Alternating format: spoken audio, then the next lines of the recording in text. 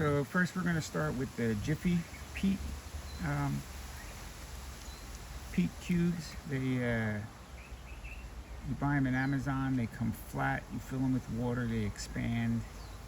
They're very lightweight and easy to set up. They're not messy. Um, I've tried these in the past, but now we want to do a controlled experiment. You as our witnesses.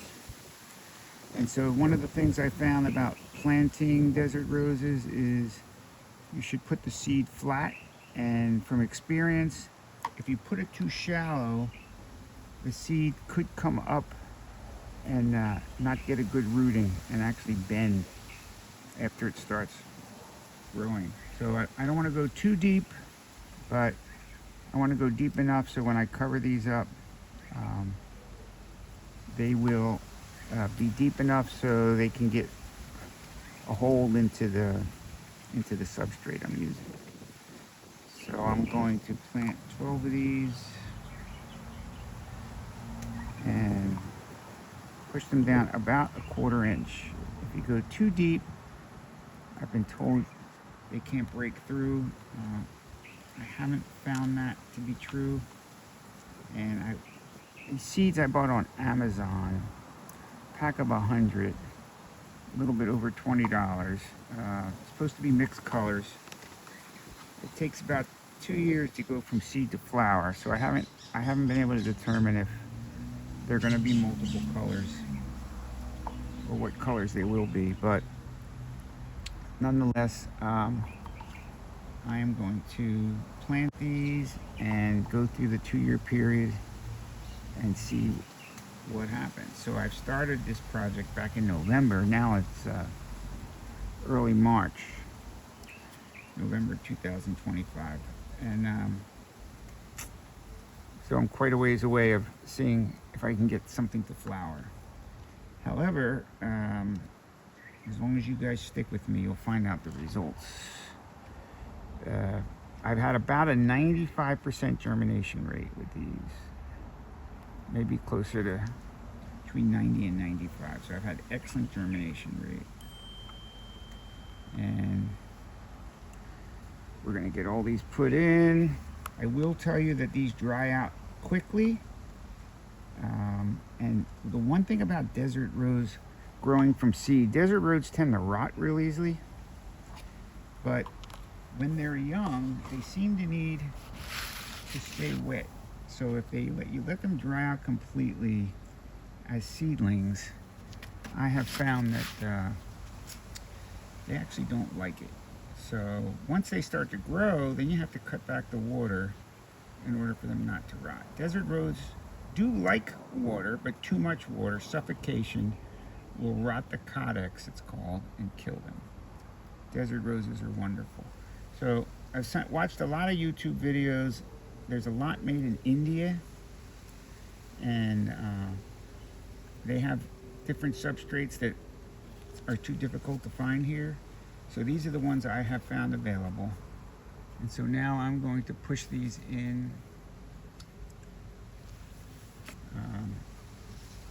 and get them covered up with the substrate that comes with the peat. And then I'm actually going to use vermiculite, which I have had a lot of good luck with the desert roses, to hold seeds in place. When I say I've had good luck, the vermiculite is very light, and when it wets, it gets heavy, but it dries very quickly, and it seems to have an excellent aeration rate. So here in Hawaii, our biggest enemy when it comes to this kind of stuff can be the rain. So we can't control the rain here. So everything has to drain. I've killed more plants here from water because it's hard to get things to dry out if it rains. And the rain is unpredictable. Being an island in the Pacific, it can rain any day. Now where I live, it's called Ewa Beach. It's spelled EWA. And in this condition or this situation,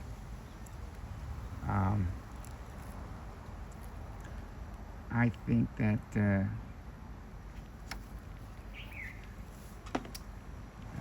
learning how to control the moisture in plants is critical. So everything has to drain quickly. Anything that stays wet continuously, especially with desert roses, will kill it. Quite a few plants die if the roots stay wet all the time. There's some plants that do extremely well, like anthuriums and some ferns. Again, if the soil's too heavy, it suffocates them. All these substrates I have tried already, and I've had some results. I actually don't know who the winner is going to be. These peat pots were never recommended, but I ordered some desert roses from Etsy, and they came in little peat pods. So that's why I went to the store and bought these, trying to replicate how they get them to grow so quickly from a professional farmer somewhere in Florida. So I am going to now water these from the top for right now. After this I can water them from the bottom because they're peat pods. But I want to get this vermiculite so they don't, the wind, we always have trade winds here, so they don't blow away. We could get rain tonight, so I'm actually going to make sure that these don't get hit with any hard rain. I'm not worried about them getting wet so much, but if it rains really hard, it could just destroy the whole project. So these peat pods dry out quickly, so I'm going to keep them nice and wet.